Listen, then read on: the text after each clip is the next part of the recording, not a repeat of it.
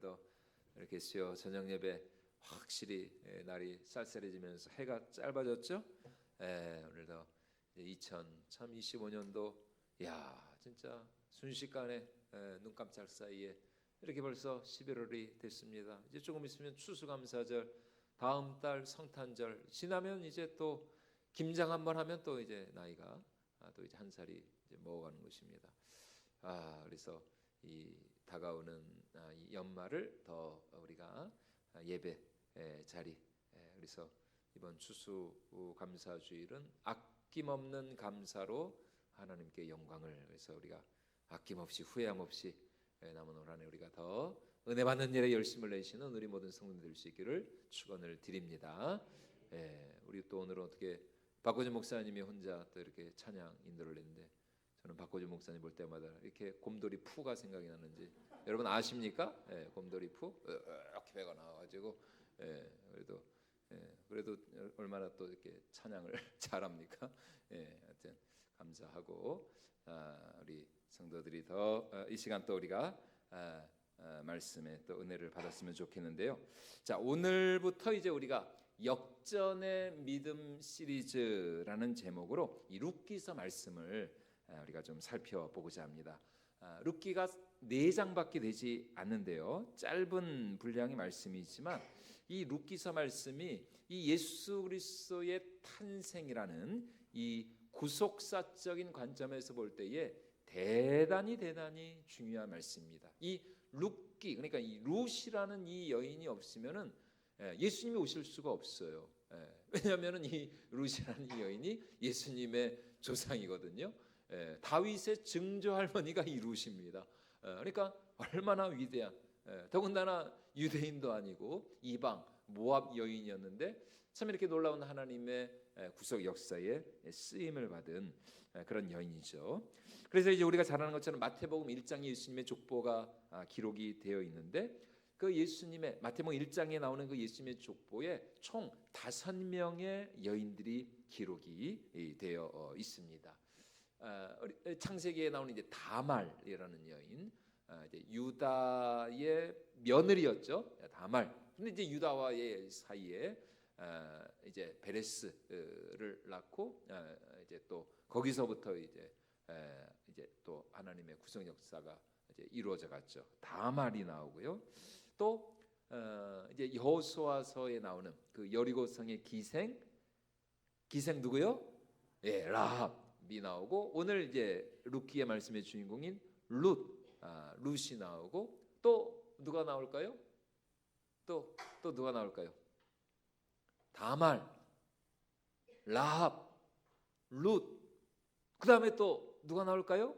다윗 하면은 또 빼놓을 수 없는 여인, 다윗과 누구요? 밧세바. 그렇죠, 밧세바. 다윗 하면은 밧세바를 빼놓을 수 없죠. 밧세바. 또 이 밧세바를 통해서 누가 태어났습니까? 솔로몬이 태어났죠. 그리고 이제 마지막으로 예수님의 모친 마리아. 이렇게 이제 총 5명의 여인들이 마태복음 1장에 나오는 우리 예수님의 족보에 기록이 되어 있습니다. 그러니까 이 룻은 예수님의 조상이죠. 그녀를 통해서 구약의 성군 다윗이 태어났습니다. 그리고 우리 예수님 바로 그 다윗의 후손으로 이 땅에 오신 거예요. 그래서 그 마태복음 1장의 족보를 보면은 이 룻은 다윗의 증조 할머니가 됩니다. 다시 말해 모압 출신의 이방 여인 룻을 통해서 하나님은 당신의 위대한 구원의 역사, 구속의 역사를 이루어 가셨습니다. 룻기의 배경은 무엇인가? 오늘 우리가 읽은 이 1절 말씀처럼 사사들이 치리하던 시대였습니다. 사사들이 이스라엘을 다스리던 시대였어요. 그런데 사사 시대의 특징이 무엇이었습니까? 당시 사람들은 모두가 다 하나님의 말씀에 순종하고 하나님을 사랑하며 하나님을 섬겼느냐? 아니요. 사사 시대의 특징은 무엇이냐? 모든 사람들이 다 자기가 자기 인생의 주인이 되고 왕노릇하면서 하나님 없이 모든 사람이 다 자기 소견에 옳은 대로 행하였더라. 이것이 바로 사사 시대의 특징이었습니다. 자, 우리 사사기 21장 25절 말씀 같이 한번 읽어보도록 하겠습니다. 그때에 이스라엘의 왕이 없으므로 사람이 각기 자기의 소견에 옳은 대로 행하였더라. 25절 말씀 보십시오. 그때에 그러니까 사사 시대를 말합니다. 그때 이스라엘에 누가 없었다고요? 왕이 없었다. 여러분 근데 다시 한번 생각을 해볼까요? 여러분 이스라엘에 왕이 없습니까? 왕이 없었습니까?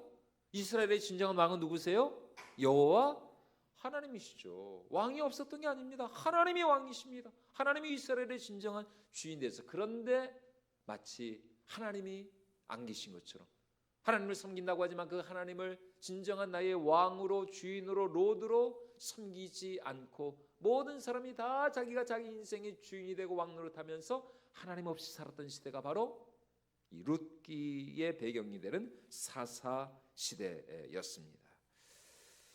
여러분 이스라엘의 진정한 왕은 하나님이시죠. 그들을 애굽에서 구원해 내시고 이곳 가나안 땅, 이 젖과 꿀이 흐르는 이 가나안 땅을 그들에게 선물로 기업으로 주신 분은 바로 그들의 왕 되시고 주인 되신 여호와 하나님이셨습니다. 그래서 우리가 잘 아는 것처럼 여호수아와 이제 다음 주 이제 특세 기간 동안 다음 주부터 이제 우리가 이제 새벽마다 여호수아 말씀을 이제 약속의 땅을 취하라라는 저 제목으로 이제 우리가 새벽마다 여호수아서 말씀을 살펴볼 텐데요. 이 여호수아가 생전에 있던 그 당시, 그리고 여호수아와 동시대를 살았던 그 조상들이 살았던 시대까지만 해도 이스라엘 백성들은 가나안 땅에서 하나님을 잘 섬겼습니다. 하나님을 경외하고 하나님을 예배하고 하나님의 말씀에 순종하는 삶을 살았습니다. 그러나 세월이 흘러가면서, 시간이 지나면서 그들 주위에 있는 이 이방 가나안 사람들의 그 문화에 동화되고 또 가나안 민족들과 어울리면서 그들은 하나님을 왕으로 섬기기를 거부하고 오히려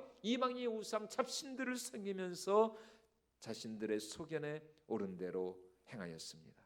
출애굽의 지도자 모세와 여호수아 인도 아래 이 약속의 땅 가나안에 온 이스라엘 백성들은 처음에는 하나님을 잘 섬겼죠.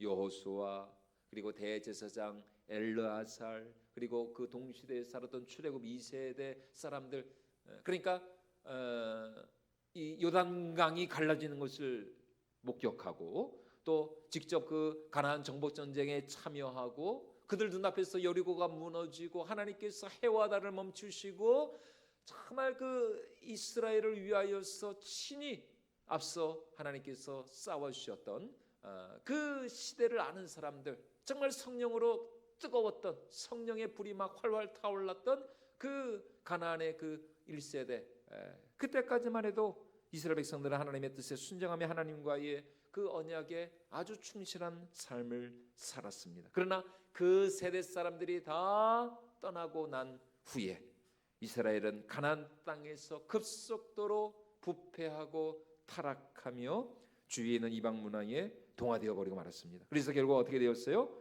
사사기 말씀을 통해 우리가 잘 알고 있는 것처럼 사사기에 그 계속되는 그 정말 그 사이클이 있잖아요. 불순종하고 하나님을 멀리 떠나고, 그러면 또 하나님이 이방 민족들을 들어서 그들을 징계하시고 치시고, 그러면 또 회개하고 또 하나님을 어느 정도 잘 섬기는 것 같다가 또 기억상실증에 걸린 것처럼 또 하나님을 떠나고 또 하나님을 배신하고. 여러분 이 사사기에 이 끊임없는 하나님의 징계와 심판이 반복되는 이 암울하고 절망적인 시절을 보내야만 했습니다. 그러니까 참 여러분, 하나님이 이스라엘을 자기 백성으로 삼으시고 하나님께서 그들에게 이 가나안 땅을 선물로 주신 이유가 뭡니까? 이 가나안 땅에서 그냥 그들이 자기 마음대로 자기 멋대로 살라고 하나님께서 그들을 출애굽시켜 주시고 자기 백성 삼아 주시고 이 가나안 땅을 선물로 주신 게 아니잖아요. 왜 하나님이 그들을 구원하시고 이 가나안 땅을 그들에게 기업으로 주셨어요? 그 땅에서 하나님 나라 백성으로서, 거룩하고 존귀한 하나님의 자녀로서 차마 하나님을 예배하고 섬기고 세상과 다른, 세상에 살지만 세상에 속한 자가 아닌 하나님 나라에 속한 자로서, 하나님 나라의 거룩한 왕과 같은 제사장으로서 그들을 통해서 하나님은 그 주위에 믿지 않는 그 이방 백성들이 하나님을 알고 하나님을 경외하고 하나님께로 돌아오기를 원하셨습니다. 그런 구원과 축복의 통로를 하나님께서 이스라엘 백성들을 택하여 구원하시고 그들에게 이 가나안 땅을 선물로 주셨거든요. 그런데 참 이스라엘 백성들은 시간이 지나고 세월이 지나면서 점점 더 이제 하나님을 잊어버리고 하나님을 멀리하는 그런 삶을 살았어요. 분명히 하나님이 신명기에서 모세를 통해서 그들과 약속하셨거든요. 신명기 언약이 그래서 중요한 것입니다. 예, 구약 성경 우리가 이해하기 위해서는 반드시 신명기를 짚고 넘어가야 돼요. 신명기 언약의 그 관점으로 이 구약의 역사, 또 이 신약의 역사를 우리가 바라봐야 됩니다. 신명기의 그 언약을 통해서 하나님께서 분명히 뭐라고 그러셨습니까? 그들이 하나님의 말씀에 순종하고 하나님을 경외하면 그들이 들어갈 그 가나안 땅에서 그들이 강성하고 그들의 날이 장구하리라. 혹시 죄를 졌다 할지라도 그들이 회개하고 돌이키기만 하면 얼마든지 하나님이 그들을 용서하시고 그들에게 은혜를 베풀어 주시겠다라고 약속하셨어요. 그런데 세월이 지나면서 이스라엘 백성들이 하나님과의 언약을 헌시짝처럼 그냥 내버려 버리고 말았습니다. 하나님을 완전히 떠나고 잊어버리고, 하나님을 예배하기보다는 이방의 우상 잡신들을, 왜냐하면은 그 이방 문화가 이스라엘 백성들이 보기에 너무 유혹적이고 너무 달콤하고 너무 이게 참 감각적이고 이 쾌락적이거든요. 이 가나안 이 이방 우상 문화들이 말이죠.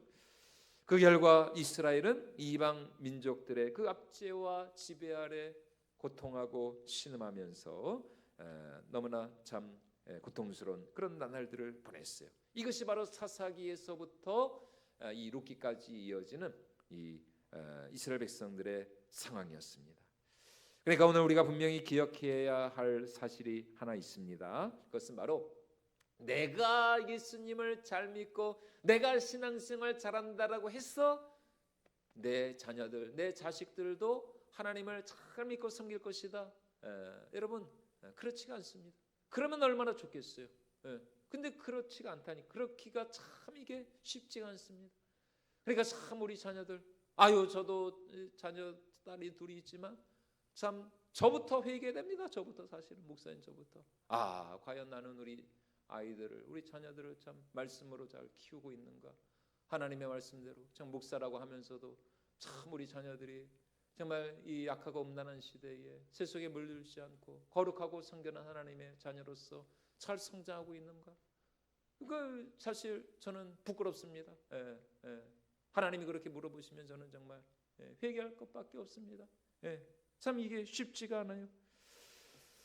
그러니까 여러분 오늘 우리가 정말 우리 자녀들을 위하여서, 우리 자녀들의 믿음과 또 신앙생활, 우리의 믿음과 신앙, 우리 자녀 세대까지 잘 이 믿음의 유산을 계승할 수 있도록 우리가 다 정말 기도하고, 그래서 이 사사기의 이 암울한 그 역사처럼 되지 않기 위하여서 주님 다시 오실 때까지 계속해서 정말 우리 자손 대대로 이 믿음의 이 유업을 이어갈 수 있도록 여러분 우리가 기도하고 간구하며 또 우리 자녀들을 주의 말씀과 교훈과 훈계로 잘 양육해야 할 줄로 믿습니다. 이게 참 우리가 사사기를 통해서 우리가 얻게 되는 아주 중요한 교훈 중에 하나인 것이에요. 내가 아무리 성령 충만하고 내가 아무리 참 헌신하고, 왜냐하면 이 신앙생활이라고 하는 것은 옛날에 부흥사 목사님들이 우스갯소리로 그랬잖아요. 성령 충만한 아내 치맛자락이라도 붙잡고 뭐 천국 갈 수 있다. 근데 그거는 이제 웃자고 하는 얘기고, 여러분 신앙생활이라고 하는 것은 철저히 하나님과 나와의 1대1의 관계라는 것입니다. 1대1의 관계. 그래서 그 지난 시간까지 우리가 새벽에 스가랴서 말씀을 봤는데, 그 스가랴서 끝에서 스가랴 선지자가 하는 말이 뭡니까? 모든 족속들이 다 따로따로 회개하고 울고 통곡해야 할 것이다. 이게 무슨 말이냐면은 모든 사람들이 각자가 여러분 신앙생활이라고 하는 것은 1+1이 없습니다. 그러면 얼마나 좋아요. 1+1. 하여튼 무슨 옷 가게 옷 회사에서 1+1 행사를 해가지고 뭐 대박이 났다 그러는데, 하나 사면 하나를 그냥 덤으로 공짜로 그냥 주는 거예요. 근데 우리 신앙생활은 그런 게 아니라니까요. 다 따로따로. 내가 정말 하나님을 인격적으로 내가 홀로 하나님과 독대하고 하나님을 만나야 되고, 우리 자녀들 각자가 한 사람 한 사람이 하나님과 인격적인 관계를 맺어야, 그래야 여러분 우리가 구원을 받는 것이지, 신앙생활이라는 것은 1+1이 없습니다. 다 각자가. 그러니까 더 정말 우리가 우리 가정의 구원을 위해서, 특별히 우리 자녀들의 정말 신앙생활 구원을 위해서 더 우리가 정말 기도를 해야 하는 것이죠. 여기서 실패하면은 여러분 우리 자녀들 물론 이제 그러니까 더 우리가 정말 하나님의 은혜가 임하도록 왜냐하면은 정말 우리가 가정에서 이렇게 신앙 교육한다는 게 참 이게 쉽지가 않거든요. 그러니까 참 우리는 연약하고 우리는 부족하고 참 우리는 나약하지만 하나님께서 그러니까 우리 부모님들의 그 기도와 눈물이 결국은 우리 자녀들에게 반드시 구원의 열매를 맺게 할 줄로 믿습니다. 그러니까 정말 우리가 자녀들을 위해서 정말 기도의 씨를 뿌리고 눈물의 씨를 뿌리고 헌신의 씨를 뿌려야 하는 것이죠. 왜냐하면 하나님이 없다면 하나님을 잃어버리면 제가 늘 드리는 말씀이지만 하나님을 잊어버리면 하나님만 잃어버리는 것으로 끝나는 게 아니기 때문입니다. 하나님을 잃어버린다면 하나님이 주시는 그 모든 그 풍성한 그 은혜와 그 축복까지도 다 우리가 잃어버릴 수밖에 없다라는 것입니다.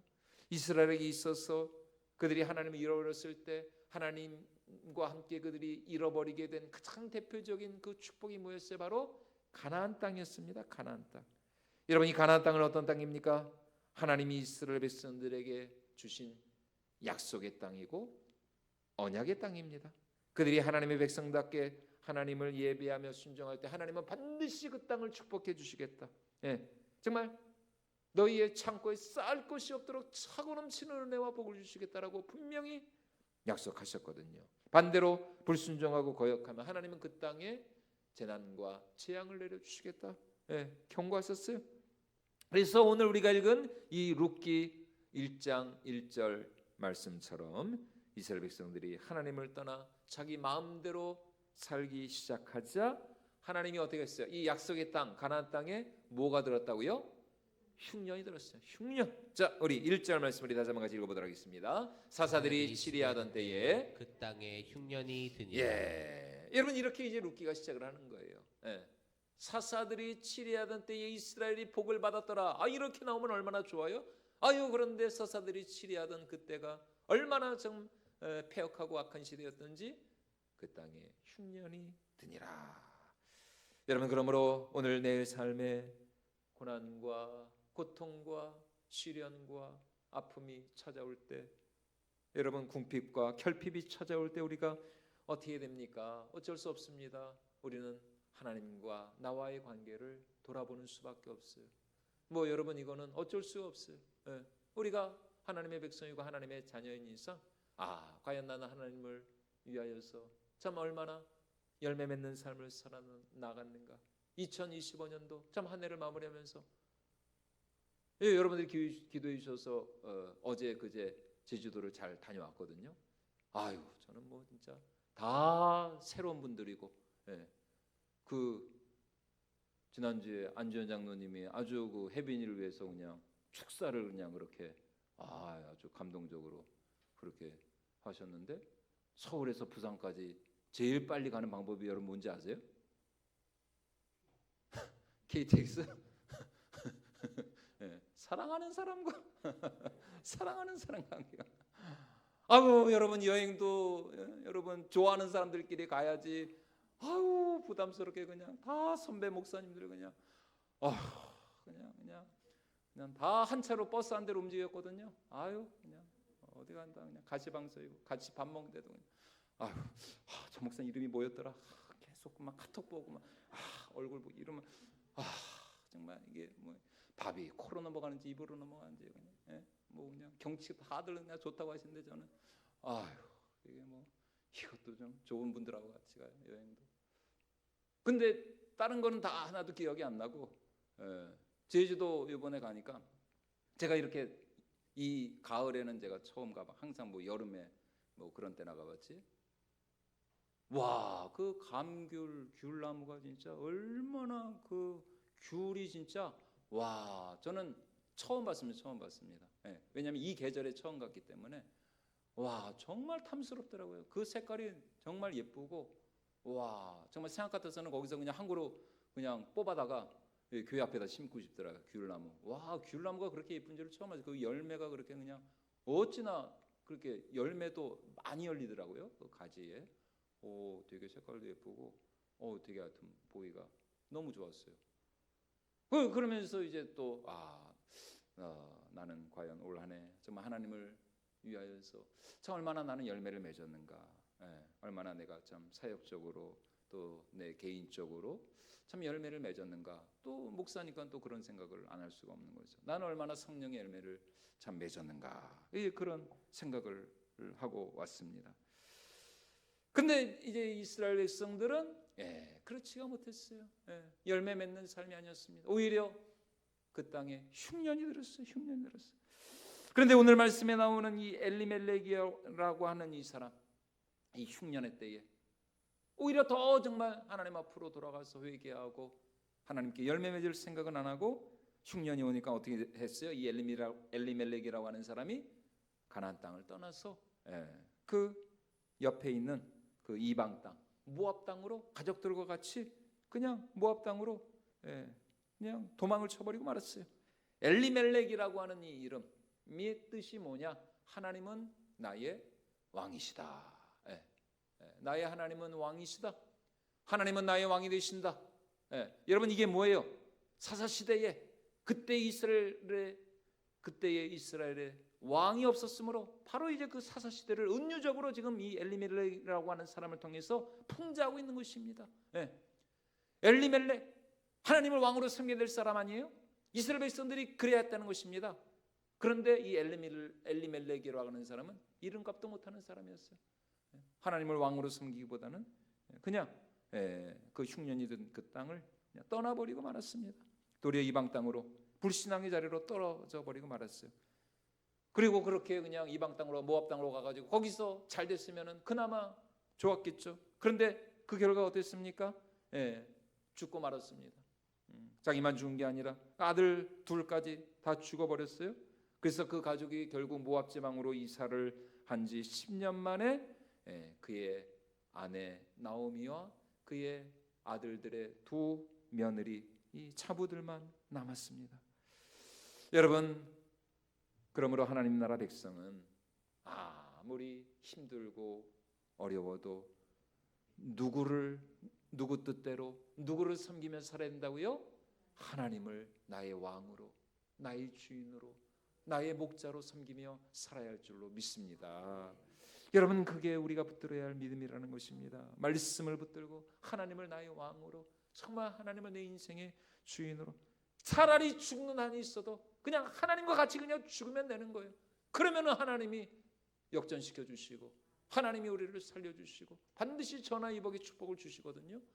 그런데 힘들고 어렵다고 그냥 하나님을 떠나버리고 하나님을 포기하고 그러면은 여러분, 그게 오히려 사는 길이 아니라 그게 오히려 죽는 길인 것이죠. 그러나 힘들고 어려운 상황 속에서 우리가 정말 하나님을 나의 왕으로 섬기며 하나님을 붙들 때 여러분 그게 정말 우리가 사는 길이고 승리하는 길이고 그것이 우리가 복을 받는 길인 줄로 믿습니다.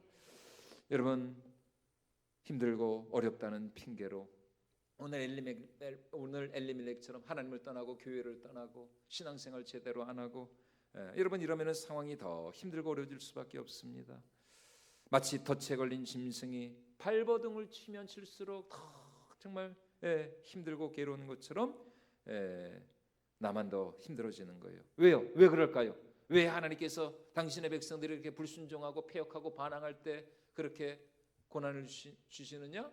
택한 백성이니까. 택한 백성이니까. 하나님이 택한 백성이 아니면은 상관없어요. 택한 백성이 아니면은 뭐 하나님을 섬기든 말든 불순종하든 패역하든 상관이 없습니다. 그런 사람들 하나님과 상관이 없어요. 그러나 하나님의 택한 자녀는 반드시 하나님께서 무슨 수를 써더라도 반드시 하나님을 믿게 하시고 하나님을 의지하게 하시고 또 하나님께서 반드시 그의 삶을 책임져 주시는 줄로 믿습니다.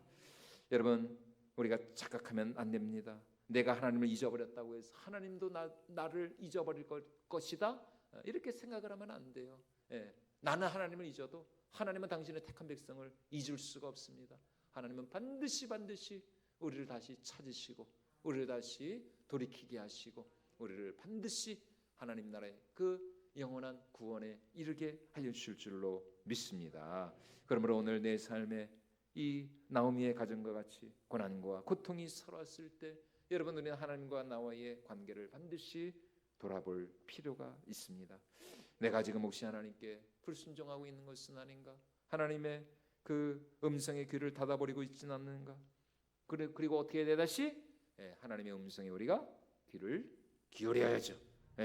성령 하나님의 그 감동에 우리가 민감하게 반응하면서 내가 회개할 것은 회개하고 내가 돌이킬 것은 돌이키고 다시 정말 성령 하나님의 그 세미한 음성에 우리가 민감하게 반응하면서 순종할 때 오히려 하나님은 정말 그 모든 고난과 그 수치와 어려움을 뛰어넘는 정말 놀라운 전화위복의 정말 패자부활의 은혜와 축복으로 역사해 줄 줄로 믿습니다. 그래서 이 루키서 말씀의 제목을 제가 역전의 믿음, 역전의 그 믿음 시리즈로 이렇게 여러분 이제 앞으로 보십시오. 하나님께서 이 나오미의 가정 정말 지금은 다 막은 것 같고 지금 완전히 다 빈털터리 거지가 된 것 같지만 여러분, 하나님께서 이 나오미의 가정을 통해서 얼마나 위대하고 놀라운, 여러분 다윗의 할머니가 됐다니까요. 다윗의 할머니.